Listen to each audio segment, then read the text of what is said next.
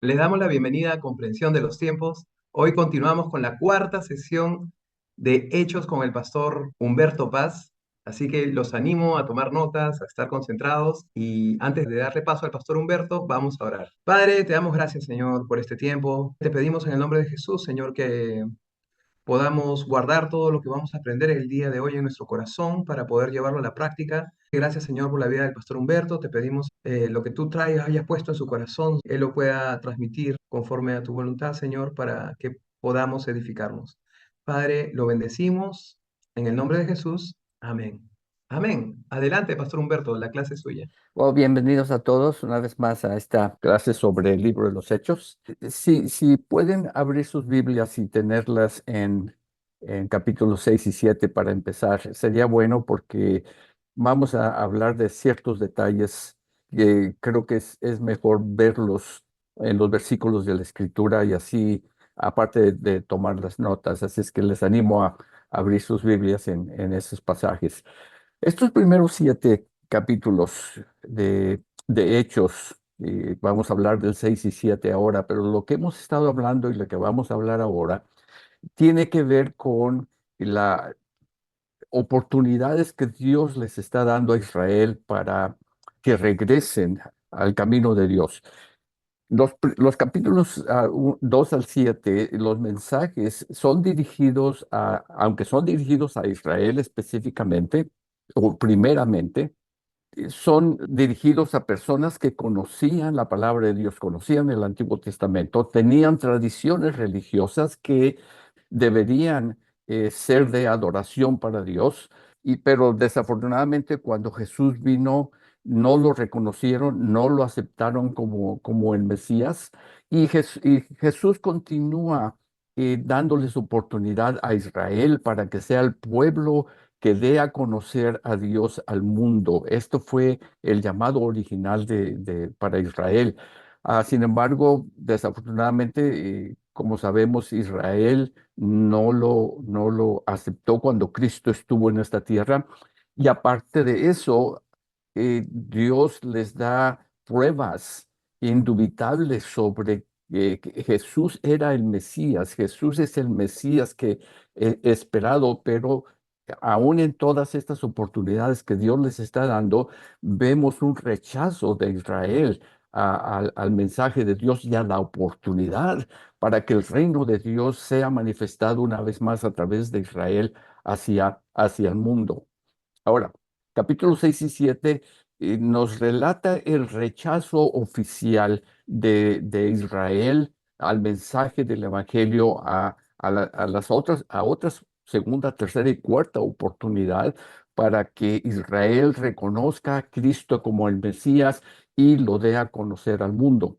Ahora, una pregunta que surge en todo esto es si esto que estamos viendo de los mensajes y de las oportunidades que Dios da a Israel, de alguna manera pueden ser aplicados a la iglesia a través de los años y especialmente en nuestros días.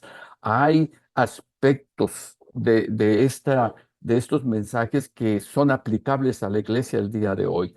En lo personal, yo creo que sí. Yo creo que el mensaje fue dado primeramente a Israel, pero después no era, después a los gentiles también el mensaje había de ser dado. Y la pregunta surge entonces si como iglesia podemos aprender algo de esto y no rechazar las oportunidades que Dios nos da como iglesia para darlo a conocer al mundo. 1 Corintios 10 nos dice que todas estas cosas fueron escritas para nuestro aprendizaje, que no cometamos los mismos errores que cometió Israel en el pasado. Entonces, en mi opinión, yo creo que sí, al menos para mí, yo lo tomo como cosas o mensajes que pueden ser aplicados a la vida de la iglesia al día de hoy como a mi propia vida.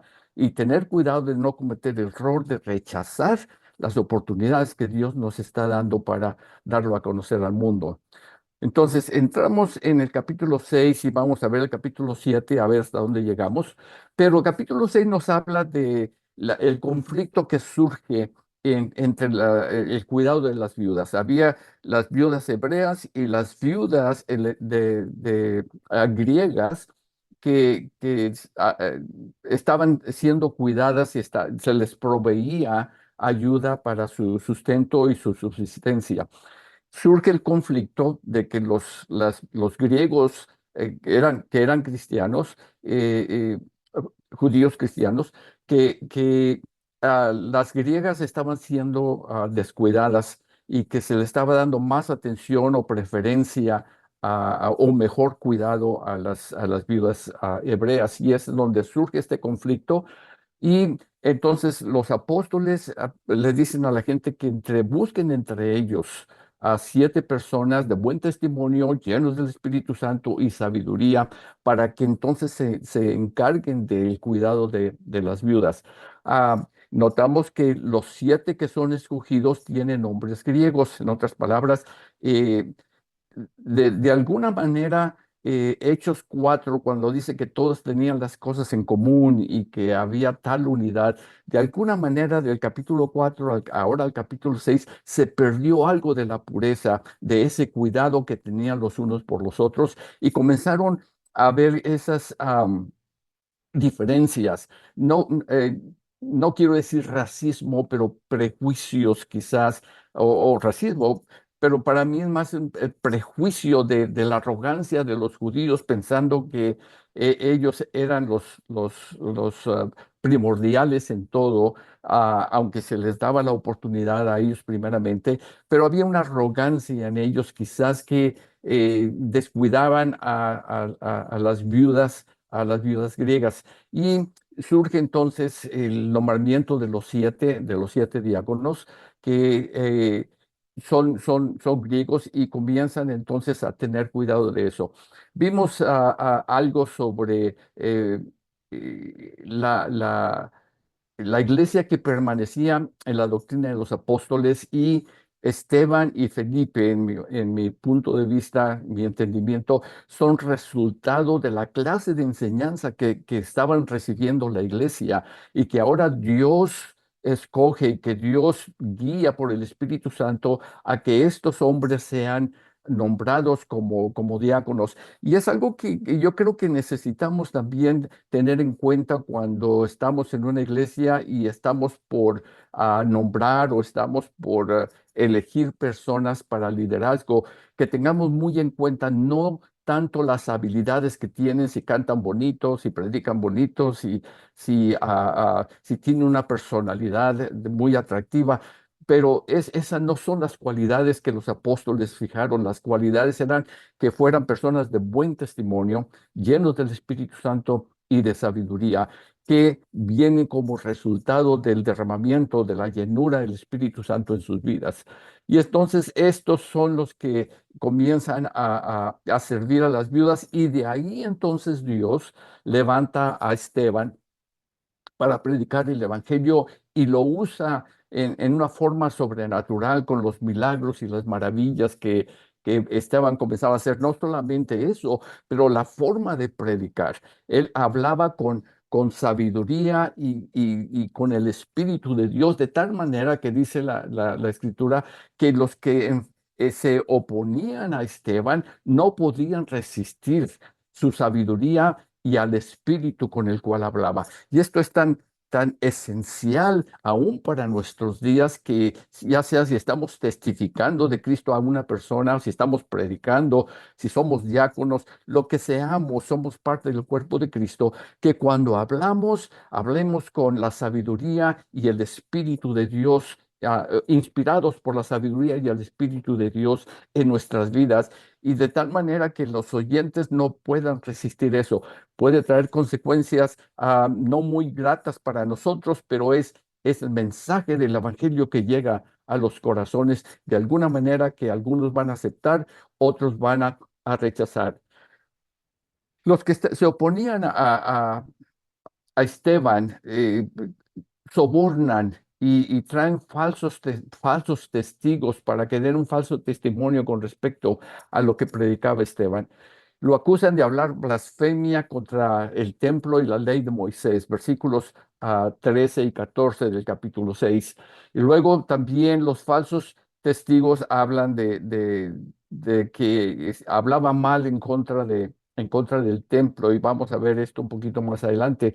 Pero mientras los falsos testigos están acusando a Esteban de estas cosas, algo muy notorio encontramos en Hechos, cuando dice que mientras ellos lo acusaban de todas estas cosas, los que estaban sentados en el Sanedrín voltearon a ver a Esteban y vieron su rostro como un rostro de ángel.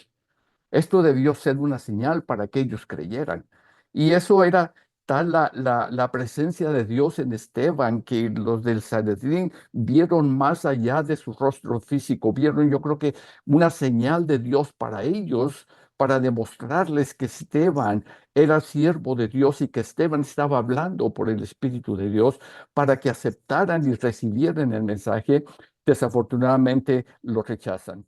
Y la gente muchas veces puede ver algo en nosotros y aún rechazar el mensaje que le estamos dando. Entonces, esto viene a ser la primera crisis nacional.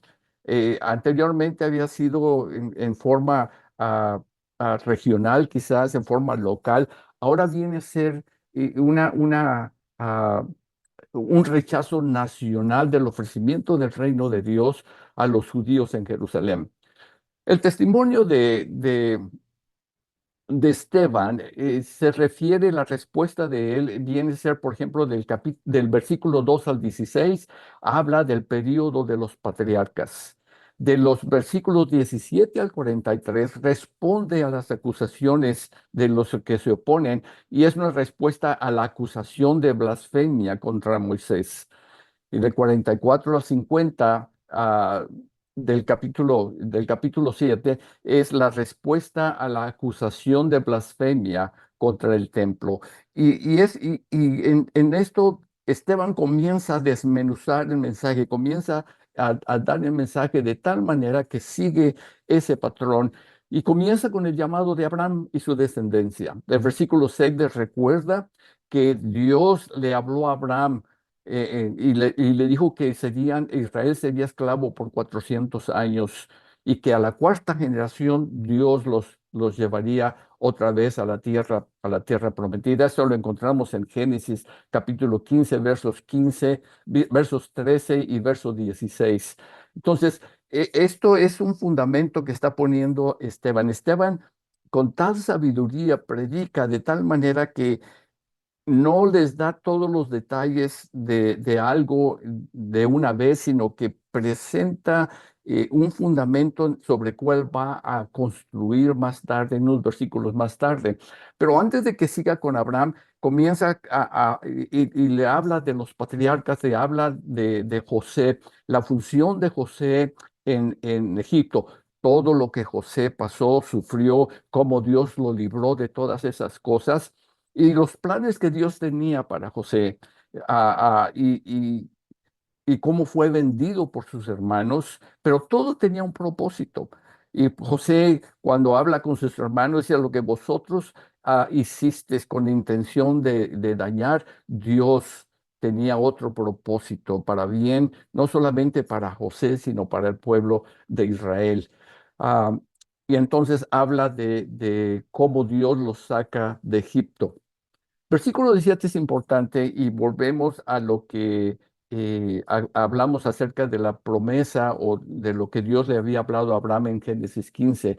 Dice el versículo 17: pero cuando se acercaba el tiempo de la promesa que Dios había jurado a Abraham, el pueblo creció y se multiplicó en Egipto. ¿Qué promesa? Bueno, podemos decir que Abraham sería el padre de muchas naciones. Y está bien, eso era parte de la promesa, pero era la promesa de que iban a ser esclavos por 400 años. Y cuando dice, pero cuando se acercaba el tiempo de la promesa que Dios había jurado a Abraham, está hablando de esos 400 años. Y ahora viene el tiempo de la liberación. Moisés viene a ser en el capítulo 15 de Génesis, versículo 16, dice que en la cuarta generación volverán acá.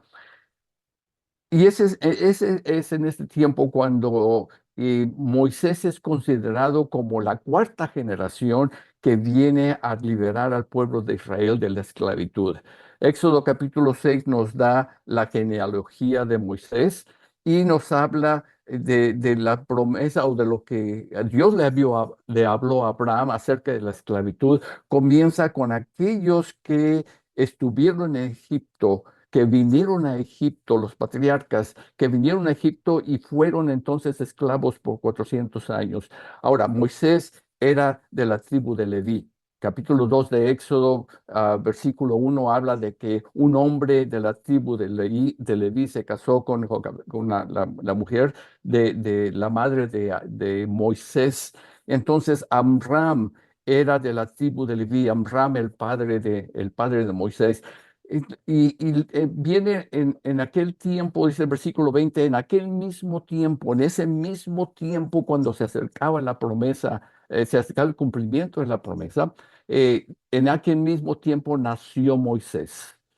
Y Esteban comienza a desarrollar la historia de Moisés, de cómo fue llamado, cómo Dios lo salvó del genocidio de los niños en Israel, ah, y cómo Moisés, tratando de defender a uno de los suyos, mata a un romano. Y después, cuando dos israelitas discuten, el que lo vio matar al romano le dice, bueno, me vas a matar a mí como le hiciste al romano. Moisés tiene miedo y huye. Conocemos la historia de Moisés que huye al desierto, pero luego tiene la experiencia de la zarza que ardía y no se consumía y cómo Dios lo llama para liberar al pueblo de Israel en ese tiempo. Esteban continúa diciendo que Moisés lo sacó con prodigios y milagros. Y este es el Moisés que habló del Mesías diciendo, versículo 37, profeta os levantará el Señor Dios vuestro de vuestros hermanos como yo, a él oiréis. Ahora, una de las cosas que encontramos y vemos en este pasaje de la promesa, de cómo a la cuarta generación Dios trae el cumplimiento y Esteban está poniendo todas estas piezas en orden.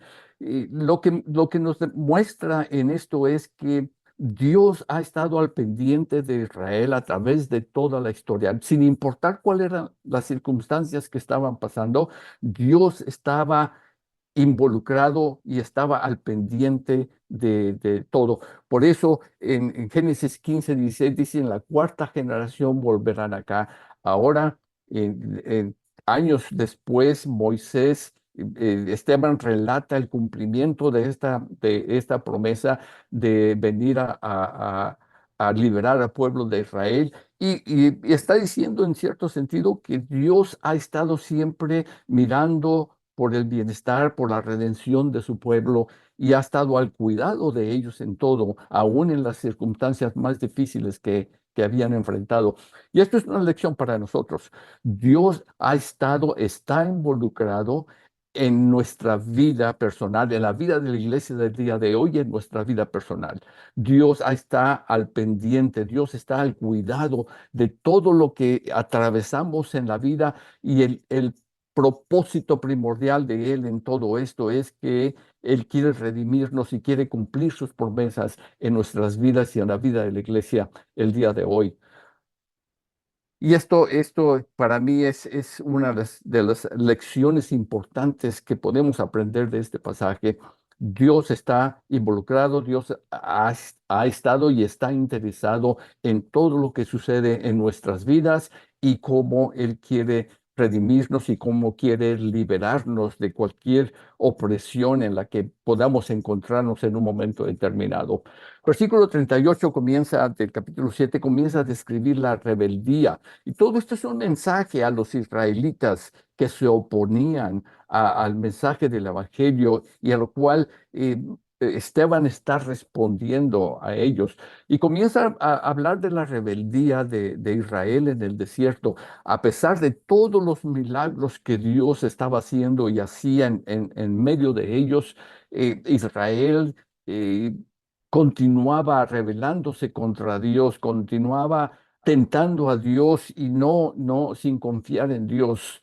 Y era la dureza del corazón de Israel. Salmo 78 es un salmo importante que nos narra brevemente la historia de la jornada en el desierto y que tiene mucha lección muchas lecciones para nosotros, pero habla de la dureza del corazón de Israel y cómo eh, formaron o cómo eh, hicieron el becerro de oro. Y el versículo 38 habla de esto, de cómo ellos, Dios les pregunta, bueno, me ofrecieron sacrificios en el desierto. Y no está hablando de si le ofrecieron o no le ofrecieron realmente. Lo que está, el contexto de todo esto es si le ofrecieron solamente sacrificios o le ofrecieron la lealtad de corazón a Dios, como vamos a ver en el versículo, en Hechos, perdón, en Salmo 78. Pero estos versículos de capítulo 7 de Hechos, donde habla versículos 42 al 43, que habla del el becerro de oro y de Moloc, el tabernáculo de Moloc y de Ramfam. Es una cita al libro de Amós, en el capítulo 5 versículos 25 y 26. Amós hace la misma referencia que Esteban. En otras palabras, Esteban está haciendo referencia de Amós capítulo 5.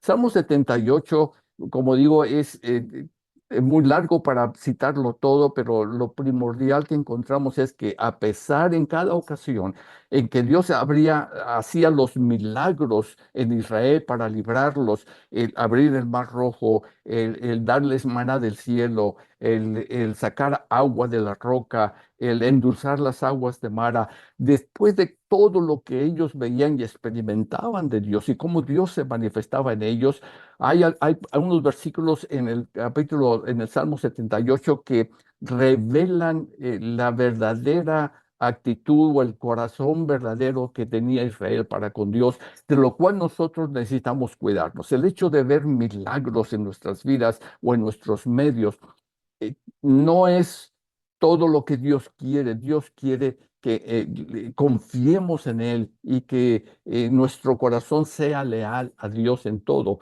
Salmo 78, versículos 17 al 19, habla, pero aún volvieron a pecar contra Él, rebelándose contra el Altísimo en el desierto, pues tentaron a Dios en su corazón pidiendo comida a su gusto y hablaron contra Dios diciendo, ¿podrá poner mesa en el desierto? Ya, era una constante queja de Israel que a pesar de todo lo que Dios estaba haciendo, dice, bueno, ¿podrá Dios poner una mesa de lo que nosotros queremos en el desierto? Salmo 78, verso 22, una vez más, habla los versos anteriores hablan de milagros, dice, por cuanto no habían creído a Dios ni habían confiado en su salvación. Eso revela el corazón de Israel en la jornada en el desierto. Versículo 32, Salmo 78. Con todo esto, a pesar de los milagros, pecaron aún y no dieron crédito a sus maravillas. Quizás esto haga referencia a los dioses que se crearon en el desierto, a Moloch, a Rafam, y simplemente no le dieron a Dios crédito, no le dieron a Dios gloria o alabanza por las maravillas que Dios estaba haciendo en medio de ellos. Versículos 34 al 37 del Salmo 78, si los hacía morir, entonces buscaban a Dios, entonces se volvían solícitos en busca suya, y se acordaban de que Dios era su refugio y el Dios altísimo su redentor, pero le lisonjeaban con su boca y con su lengua le mentían, pues sus corazones no eran rectos con él, ni estuvieron firmes en su pacto. No podemos ah, enfatizar suficiente la importancia de siempre examinar nuestros corazones para con Dios, aun cuando veamos los milagros y veamos todo lo que Dios hace en nuestras vidas, es asegurarnos que nuestro corazón es leal, que nuestro corazón confía en Dios, que nuestro corazón son rectos hacia Dios y que estemos firmes en el pacto que Dios ha hecho con su iglesia. Y esto es de suma importancia para la iglesia en el día de hoy, y que podamos siempre estar conscientes de eso. Por eso David en Salmo 139 me parece que es que dice, escudriña mi corazón y ve si hay en él camino de perversidad. Erradica todo lo que hay en él y guíame por la senda de justicia. Examíname, oh Dios, conoce mi corazón.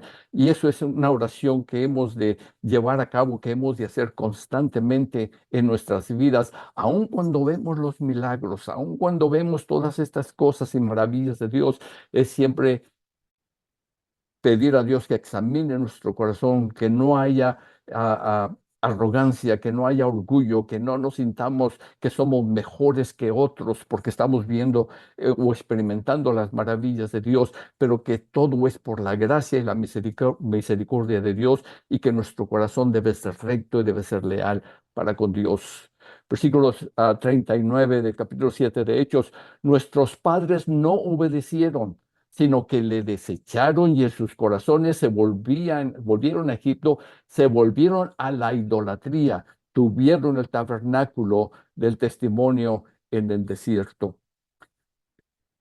Esteban está respondiendo con todo esto a la acusación de blasfemar contra Moisés y le está dando la historia, diciendo, esto es lo que Moisés dijo, esto es lo que Moisés hizo, y de ninguna manera estoy blasfemando en contra de Moisés y la ley.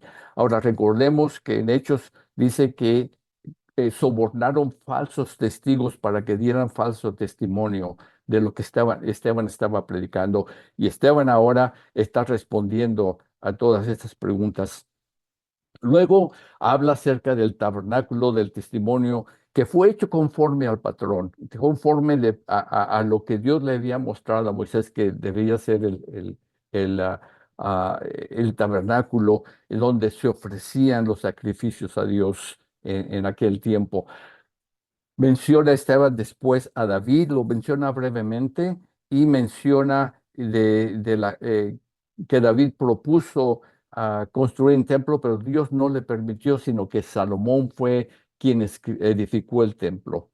Ahora, en todo este discurso de Esteban, que habla de la ley de Moisés y habla acerca del templo, algunos comentaristas creen que, y como sabemos que Saulo estuvo presente cuando Esteban es martirizado o es apedreado, y que Saulo escuchó todas estas cosas. Los comentaristas, en la mayoría, son de la opinión de que Pablo escribió el libro de los Hebreos y que parte del libro de los Hebreos fue una inspiración, fue inspirado obviamente por el Espíritu Santo, pero también fue inspirado por el mensaje de Esteban cuando habla del tabernáculo, cuando habla del templo. Y Saulo era una persona inteligente, una persona que escuchaba con mucho cuidado las cosas, pero tenía un corazón duro. Y ah, esto fue quizás, puede ser cierto de que fue inspirado para el libro de los Hechos, quizás no, pero es una idea de cuando vemos los capítulos 9, 10 y 11 de Hebreos que pone tanto énfasis sobre en el antiguo pacto y el nuevo pacto, la sangre del cordero y el templo. Entonces, ah, es algo que Esteban está presentando a los que lo acusaban y al Sanedrín, y él está dando una respuesta a todas estas cosas. El versículo 51 de Hechos 7, encontramos el rechazo oficial de los judíos de Jerusalén al ofrecimiento de Dios. Les dice, duros de cerviz, incircuncisos de corazón y de oídos, vosotros resistís siempre al Espíritu Santo como vuestros padres, así también vosotros. Aquí debemos tener cuidado en que estas palabras no se apliquen a nosotros como iglesia en el día de hoy, que en lo que Dios está tratando de hacer en la vida de la iglesia, a través de la vida de la iglesia, nosotros no seamos duros de cerviz, incircuncisos de corazón y de oídos para escuchar lo que Dios está hablando. Y habla acerca de a cuál de los profetas vosotros no habéis entregado y matado. Vosotros que recibisteis la ley por disposición de ángeles y no la guardasteis. Una vez más, está hablando a personas que conocen la palabra de Dios, no está hablando a gentiles que nunca han escuchado de la palabra de Dios, pero está hablando a aquellos que han escuchado la palabra de Dios. Y es aquí donde yo creo que, que, que esta se puede aplicar a la iglesia en tiempos en que la iglesia eh, eh, comienza a desviarse. En el día de hoy tenemos una desviación tremenda, al menos en Estados Unidos, sobre la iglesia. Y es a esas personas a quienes se han desviado, quienes conocen la palabra de Dios, en que el mensaje puede ser dado y tener cuidado de no ser duros de cerviz y incircuncisos de corazón. Oyendo estas cosas, dice, se enfurecían en sus corazones y crujían los dientes contra él. Pero Esteban, lleno del Espíritu Santo, puesto los ojos en el cielo, vio la gloria de Dios y a Jesús que estaba a la diestra de Dios y dijo, veo los cielos abiertos y al Hijo del Hombre que está a la diestra de Dios. Cuando Esteban pronuncia estas palabras, la respuesta de la gente fue entonces ellos gritando, se taparon los oídos y arremetieron en contra de él. Le echaron fuera de la ciudad y lo apedrearon. Los testigos pusieron sus ropas a los pies de un joven que se llamaba Saulo. Mientras lo apedreaban, Esteban oraba y decía, Señor Jesús, recibe mi espíritu, y puesto de rodillas clamó a gran voz, Señor, no les tomes en cuenta este pecado. Y habiendo dicho esto, durmió. Esto es algo importante que vamos a ver más en la conversión de Pablo, de Saulo, como esto que Saulo presenció, vio en el rostro de Esteban, escuchó la oración de Esteban y cómo esto pudo en un momento determinado, Jesús les revela que esto es lo que Pablo estaba luchando en contra, el testimonio que Pablo había recibido y presenciado. Pablo se rebelaba en contra de todo esto. Ahora, algunos piensan que Saulo era un joven de 15 años, era un joven de 14 años, pero la historia revela más que Saulo era un hombre ya hecho alrededor de los 26, entre los 26 y los 29 años. Saulo estaba consciente y era un fariseo, era parte de los que se oponían a Esteban, de la misma sinagoga de aquellos que se levantaron en contra de Esteban.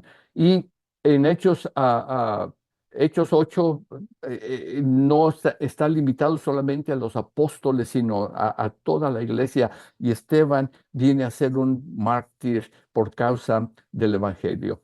Ahora, dentro de todo esto, este evento de la muerte de Esteban o el martirio de Esteban tiene consecuencias, impacto en la historia de la iglesia y en el cumplimiento de Hechos 1:8.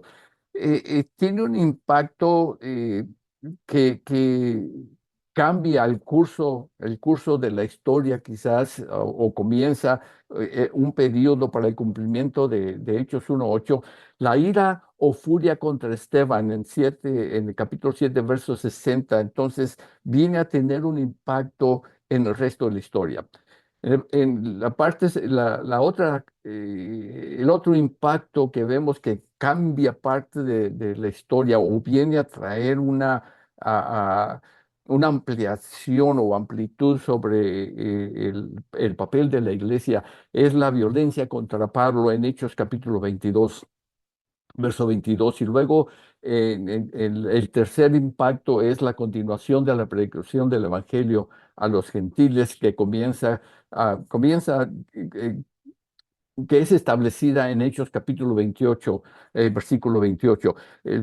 Predicación a los gentiles comienza antes del capítulo 28 de Hechos, pero eso es la continuación después del libro de los Hechos, que la predicación del Evangelio a los gentiles ha continuado y continúa hasta el día de hoy.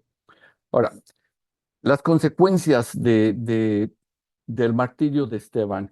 Hay cuatro consecuencias de este martirio. Esteban acusa a Israel de rechazar una vez más el mensaje y entonces es como el juicio sobre la capital, Jerusalén, por el rechazo de Cristo y el rechazo del ofrecimiento de Dios de una vez más ser parte del el reino de Dios para el mundo. El martirio de Esteban y este rechazo trae como consecuencia también el levantamiento de persecución en contra de los creyentes. Capítulo 8 comienza inmediatamente que se levantó una gran persecución contra los creyentes en ese tiempo. En el momento después del martirio de Esteban, dice, en aquel día se levantó. Entonces, no pasaron meses, no pasaron años, sino en ese día, en esos días comienza la persecución contra los creyentes. Capítulo 8, en aquel día hubo una gran persecución contra la iglesia que estaba en Jerusalén. Tenemos también como consecuencia que el primer movimiento evangelístico sale de la capital judía.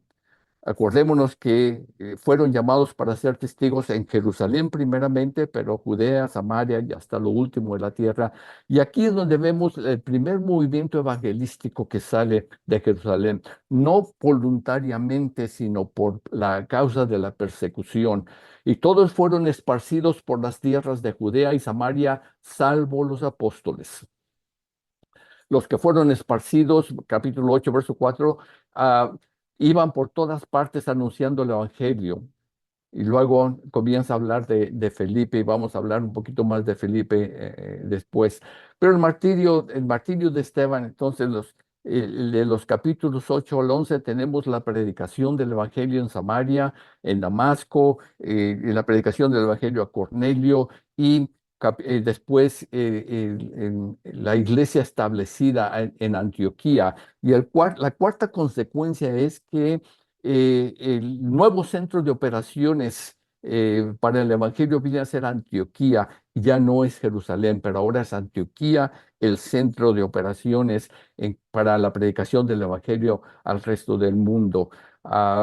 Israel o Jerusalén continuaba siendo, en cierto sentido, la autoridad nominal donde estaban los apóstoles, pero ahora de donde salía la predicación del Evangelio al resto del mundo era de Antioquía.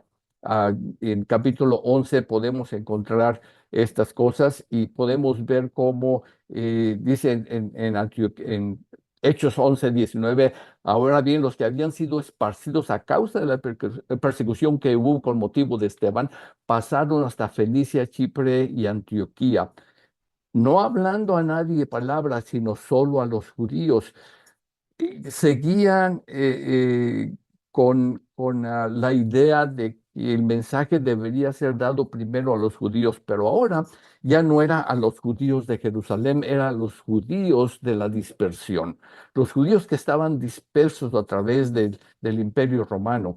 Pero había entre ellos unos varones de Chipre y de Cirene, los cuales ya, y cuando entraron en Antioquía, hablaron también a los griegos, anunciando el evangelio del Señor Jesús. Entonces tenemos aquí Antioquía viene a ser el centro de operaciones para la predicación del Evangelio.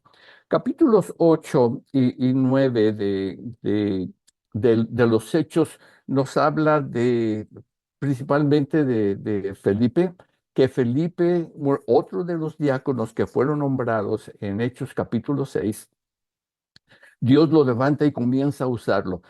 Algo que necesitamos quizás revisitar en cuanto a cómo vemos nosotros el liderazgo de la iglesia. En muchas ocasiones, o en la mayoría de los lugares, vemos como una jerarquía. Bueno, el pastor, luego los diáconos son inferiores, y las diaconisas o los ancianos están entre el pastor y los diáconos, y encontramos ciertas cosas que quizás limitamos el ministerio de aquellos que Dios quiere levantar.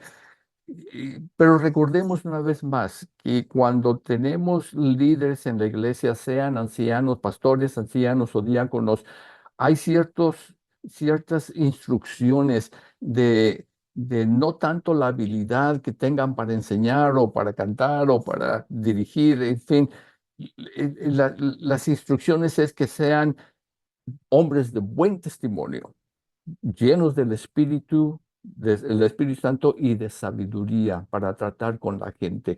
Y que si Dios levanta a uno de ellos, como lo hizo con Esteban y con Felipe, no pongamos trabas para de decir, bueno, nosotros no te enviamos a hacer eso. Dejemos que el Espíritu de Dios guíe a personas dentro de nuestras iglesias para que Dios los use como quiere usarlos Él en, ya sea dentro de nuestra comunidad o de una comunidad que está cerca de donde nosotros estamos, pero el hecho de que no pongamos trabas o ataduras a la gente en nuestra iglesia que Dios llame para hacer algo, pero que tengamos cuidado en nombrar a líderes en la iglesia y que llenen los requisitos que la palabra de Dios nos dice y no veamos lo de afuera, pero que Dios ve el corazón de la gente, que pidamos que Dios nos muestre el corazón de los líderes que queremos tener en la iglesia. Bueno, volvemos a Felipe. Felipe predica, Dios lo usa con milagros y señales, y la gente estaba atenta a lo que oía y a lo que veía, y muchos creían. Felipe entonces enfrenta a un mago, el mago Simón, que la gente antes de Felipe le escuchaba con mucho cuidado y decían que era virtud de Dios lo que este hombre hacía. Pero cuando escucha a Felipe y ve lo que Dios, las maravillas de Dios, Simón el mago se convierte al Evangelio. Cuando Pedro y Juan escuchan lo que estaba sucediendo en Samaria, los apóstoles eh, vienen a Samaria para ver lo que Dios estaba haciendo, y dice que les enseñaban que les preguntaban si habían recibido el Espíritu Santo, y cuando les dicen, cuando no habían sido enseñados en esto, dice, imponen las manos sobre ellos, y los samaritanos son llenos del Espíritu Santo en sus vidas. Cuando Simón el mago ve todas estas cosas, él viene con Pedro y Juan, dice, dame de lo que ustedes tienen y cuánto me cuesta. Y Pedro le reprende y le dice, tu dinero perezca contigo. Y Simón recapacita en su petición y dice, orad por mí para que nada de lo que tú dices me acontezca. Y Pedro entonces continúa predicando por algunas partes de Samaria, pero el Espíritu Santo toma a Felipe y lo lleva a un lugar, al desierto, donde tiene un encuentro con el etíope, el eunuco, sabemos esta historia. El eunuco leía el Salmo, Isaías 53, y entonces Felipe se acerca y dice, ¿entiendes lo que lees? Y dice, bueno, ¿cómo puedo entender si nadie me lo explica? Y Felipe le explica el significado de Isaías 53. El eunuco se arrepiente, se convierte al evangelio, acepta el evangelio, y cuando ve que hay ah, ya sea un lago o que hay un cuerpo de agua, dice, bueno, ¿qué me impide ser bautizado? Y Felipe dice, si crees, no hay impedimento para ti, y el eunuco es bautizado en ese tiempo. Pero Felipe viene a ser en el o el capítulo 8 viene a ser la figura principal de lo que Dios puede hacer con aquellos que tienen buen testimonio, que están llenos del Espíritu Santo y de sabiduría, y que están dispuestos a obedecer lo que Dios les dice. Estemos atentos a estas cosas en nuestras iglesias. Quizás algunos de los oyentes que no son pastores, quizás, y no tienen lugar de liderazgo todavía en la iglesia, Dios puede hacer cosas y Dios puede obrar milagros y señales a través de sus vidas. Y ojalá que como pastores podamos estar atentos y permitir y dejemos y demos libertad a que Dios haga lo que Él quiere hacer y no pongamos trabas en esto. En el capítulo 9 de los Hechos tenemos la conversión de Pablo. Es un capítulo muy conocido por todos nosotros, pero solamente algunas cosas que sería bueno mencionar en esto. Saulo continúa la persecución de los creyentes. De hecho, pide cartas en Damasco para que le autoricen ir y perseguir a los creyentes. Les llaman aquellos del camino. Y eso eran conocidos los cristianos como los creyentes del camino. Recordemos que Jesús dijo, yo soy el camino, la verdad y la vida. Entonces, cuando hablaban de los creyentes, de aquellos que estaban en el camino, estaban hablando de Cristo, aquellos que estaban en Cristo Jesús. Y cuando Pablo se dirige en el camino a Damasco y tenemos el encuentro que él tiene con Jesús cuando ve esa luz y cae de su cabalgadura y entonces escucha la voz, Saulo, Saulo, ¿por qué me persigues? Y Saulo inmediatamente dice, bueno, reconoce algo de esa voz, una autoridad, y reconoce algo de esa voz que dice, Señor, ¿quién eres? Ya no es una dureza de corazón de Saulo, pero es alguien que está dispuesto. Escucha esa voz y obviamente reconoce algo sobrenatural en eso. Y entonces Jesús le dice, yo soy Jesús a quien tú persigues. Dura cosa es dar coces contra el aguijón. ¿A qué se refería Jesús con esto? ¿Qué significado era de dar coces contra el aguijón? Esta frase era un proverbio griego que se encontraba en muchos poemas o en algunos poemas griegos, de los que sin duda Pablo estaba familiarizado con estos poemas o con este proverbio griego. Y todo lo que significa es una expresión proverbial que tenía la imagen de un buey que daba patadas al mismo aguijón, el punzón con el cual su amo lo punza para que siga arando. Era el buey que daba patadas y lo que significa quizás que al menos podemos construir la posibilidad de lo que Jesús se refería cuando decía, dura cosa es dar coces contra el aguijón, era por ejemplo, las experiencias de Saulo en la conversión de Bernabé, que era un amigo de su infancia. Quizás comenzó a ver eso, pero Saulo se resistía a recibir ese testimonio de su amigo. En, en, en las advertencias y consejos de Gamaliel que encontramos en el capítulo 5 versos 36 al 39. El rostro como de ángel que vieron en Esteban, en el capítulo 6 versículo 15, la oración de Esteban al morir, en capítulo 7 verso 60, cuando Esteban ora y dice, Señor, no se los tomes en cuenta, sino que perdónalos porque no saben lo que hacen. Obviamente algunas de estas cosas han de haber tenido un impacto en la vida de Saulo, pero se resistía a creer que Cristo era el Mesías. La otra cosa que podemos poner dentro de esto es la disponibilidad, la disposición de los creyentes que eran perseguidos de ir a la cárcel y ser maltratados y algunos hasta darles muerte. La disposición de ellos y la actitud de la iglesia perseguida, los creyentes perseguidos, todo esto debió tener un impacto en la vida de Saulo, pero Saulo daba patadas a esto, se resistía. Y esto es quizás lo que Jesús le está diciendo, dura cosa es dar cosas contra el aguijón. Y Pablo entonces es instruido para ir a la ciudad y esperar por días ahí. Al mismo tiempo que Saulo está orando y Dios le revela que alguien va a venir a poner sus manos sobre él para que reciba la vista, Ananías recibe la instrucción de Dios de que vaya a tal lugar, la ciudad, y que ore por Pablo. Ananías se resiste un poquito, está no muy seguro de ir porque dice, Saulo es el perseguidor de la iglesia y si yo voy, ¿qué es lo que va a pasar conmigo?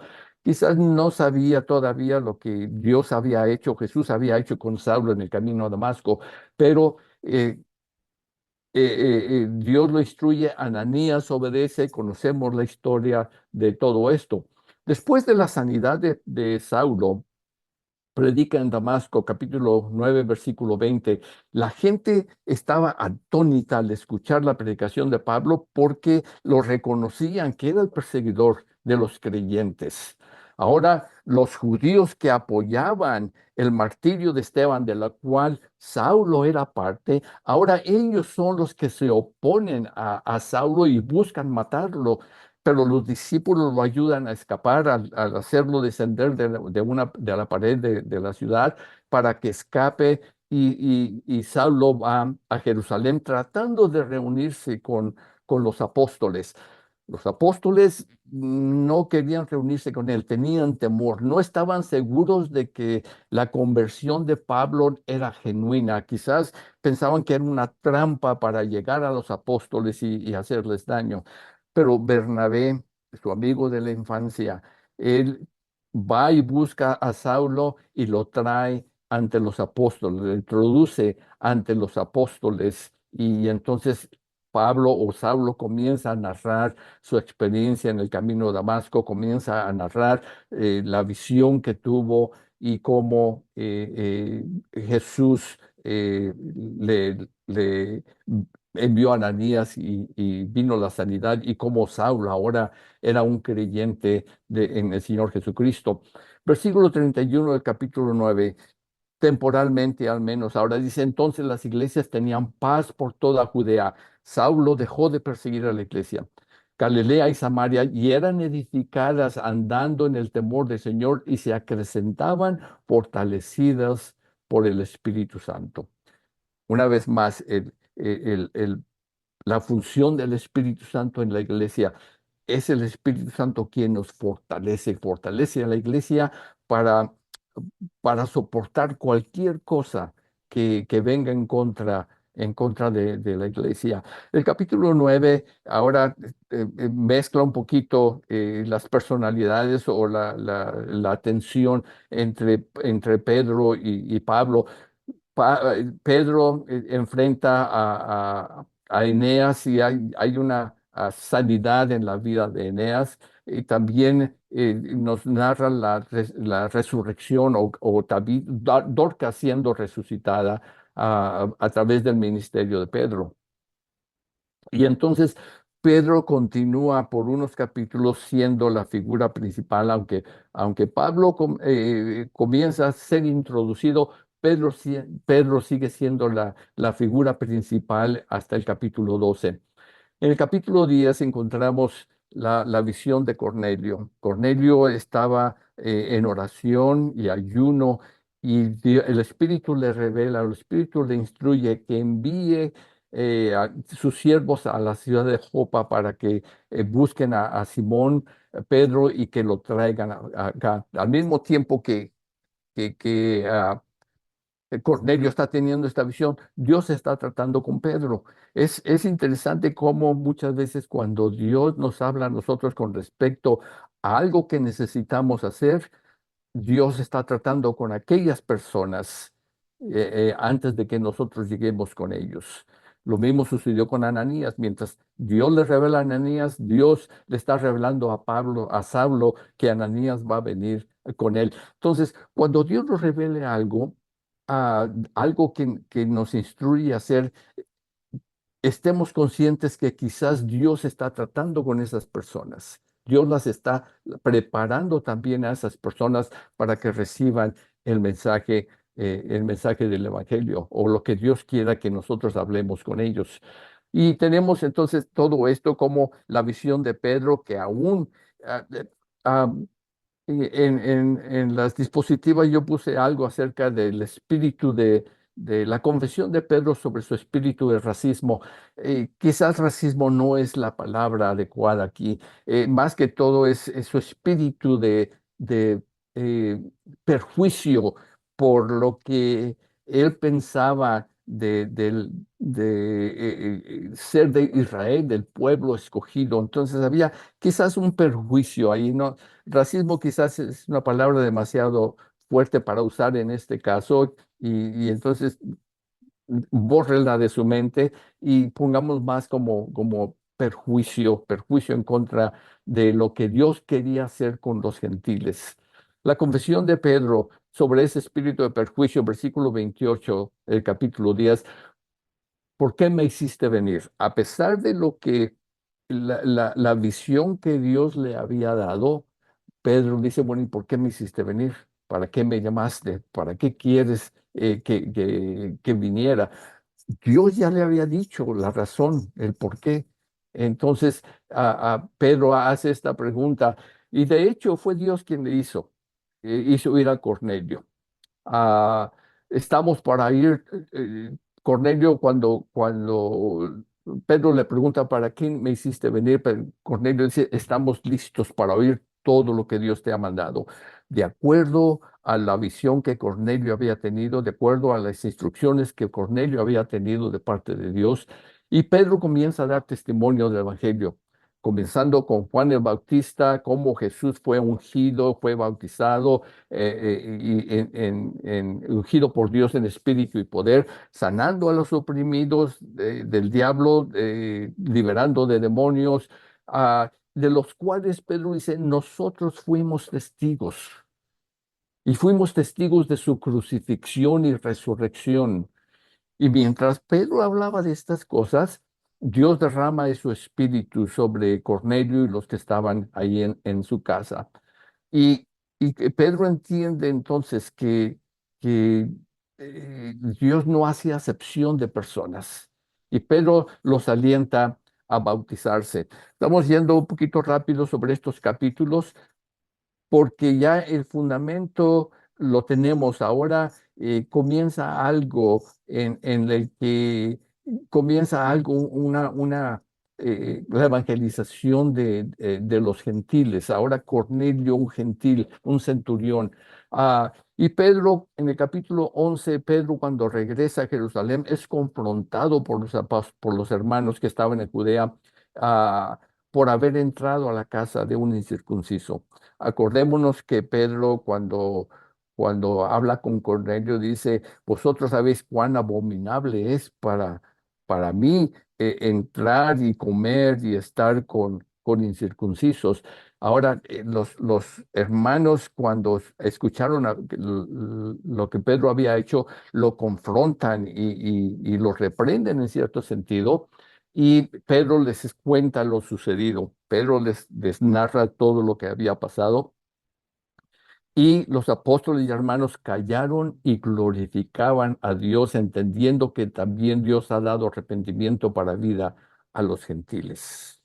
Ahora, ese es un cambio que comienza en los judíos a reconocer la obra de Dios, no solamente para ellos, sino para los gentiles. Necesitamos tener en cuenta esto en nuestra vida cristiana, que las promesas de Dios y que la misericordia y la gracia de Dios no es solamente para nosotros como iglesia. La gracia y la misericordia de Dios es para aquellos que no lo conocen todavía también. Y que Dios quiere manifestar esa gracia y esa misericordia con ellos. Ah, y tenemos capítulo 11, versículos 4 al 17, tenemos la narrativa de Pedro hacia aquellos que le confrontaban y la aceptación entonces de los apóstoles y hermanos de lo que Pedro les cuenta. El capítulo 12, encontramos otro tiempo de persecución que es ordenada por Herodes. Y encontramos que Jacobo es el primer mártir de los 12. Jacobo es el primer mártir por orden de Herodes. Cuando Pedro se llevan a cabo algunas, eh, Pedro lo buscan y es encarcelado, ah, y Pedro también es liberado de la cárcel, capítulo 12, versículos 6 al 11. Como el ángel viene, le quita las cadenas, le dice que lo sigue.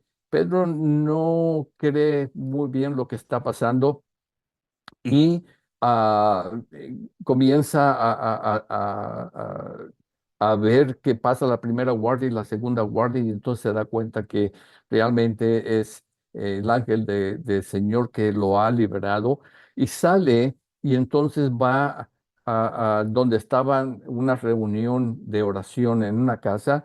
Y vemos la historia de ahí de cómo al principio no creen que es Pedro, piensan que es su espíritu, pero luego se regocijan de la liberación y cómo el Señor libera a Pedro de la cárcel. Y encontramos después versículos 44 al 46, eh, que es cuando menciona, déjame nomás tomar la Biblia aquí, ah, pero creo que es donde menciona el primer viaje misionero de Pablo y Bernabé. Am, ya es el capítulo 13, perdón. Eh, ya en el capítulo 13 encontramos el principio de los viajes misioneros de Pablo, Bernabé, y después que se le unen Juan Marcos, y en fin, tenemos ya la historia de todos los viajes misioneros, comenzando con el capítulo 13 y 14, y ya hasta el final tenemos los viajes de Pablo, todas las ciudades donde fue y predicó a los judíos primeramente y después a los gentiles. Y las cosas que Pablo sufrió también en estos viajes, y que dentro de estos viajes Pablo escribe la mayoría de las cartas a las iglesias, al haber visitado las iglesias, al haber recibido reportes de líderes de las iglesias de algunas partes. Pablo comienza a escribir las cartas donde encontramos las doctrinas que ahora tenemos, ah, pero que son parte integral, que son parte de- del libro de los Hechos, de todo lo que acontecía en el libro de los Hechos, que Hechos no nos narra. Pablo las pone en la carta o las epístolas a las diferentes iglesias. Así es que ojalá y esperamos aunque hemos dado muy rápido en esto, pero porque va a ser muy difícil terminar todo el libro de los Hechos en estas 5 sesiones, pero al menos un breve bosquejo de lo que sucede en cada capítulo, y de ahí que podamos nosotros ah, continuar un estudio, que sea una motivación para estudiar más a fondo el libro de los Hechos y cómo el libro de los Hechos tiene relevancia y aplicación a nuestros días, y qué podemos aprender de todo eso. Podemos aprender de vivir y de dejar que el Espíritu Santo haga estas cosas como sucedieron en el libro de los Hechos, no una copia, pero sea una unción fresca del Espíritu Santo en nuestras vidas, así como las cosas que necesitamos evitar, las cosas que los israelitas en Jerusalén y aún los judíos de la dispersión se opusieron e hicieron que nosotros debemos evitar en la vida de la iglesia de hoy y de nuestras vidas individuales. Así es que Dios les bendiga, y que el Espíritu Santo continúe hablando a nuestras vidas y abriendo las escrituras, abriendo nuestro entendimiento. Recordemos la experiencia de aquellos en camino a Emaús, y la experiencia de los discípulos cuando Jesús se les presenta y dice que les abrió el entendimiento de las escrituras, y con derramamiento y con la unción del Espíritu y con el entendimiento en las Escrituras, es que vemos a Pedro predicar la forma en que predica, enseñar a la iglesia, a aquellos convertidos el día del Pentecostés.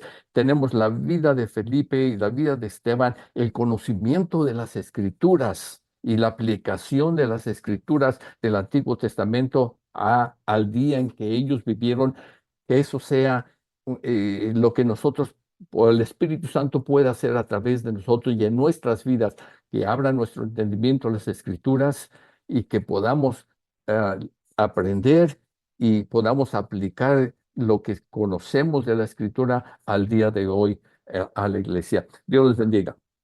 Así es, gracias, Pastor Humberto. Sí, necesitamos seguir estudiando. Yo creo que estas enseñanzas nos ayudan a abrirnos. Es como una entrada para querer más. Entonces, no solamente siga estudiando, repase estos estudios, tome las notas, mire la Biblia con tiempo, hágale pausa y también le recomendamos compártala con otros, comparta con otros la palabra de Dios y más cuando vemos que aquel día se acerca. Dios le bendiga.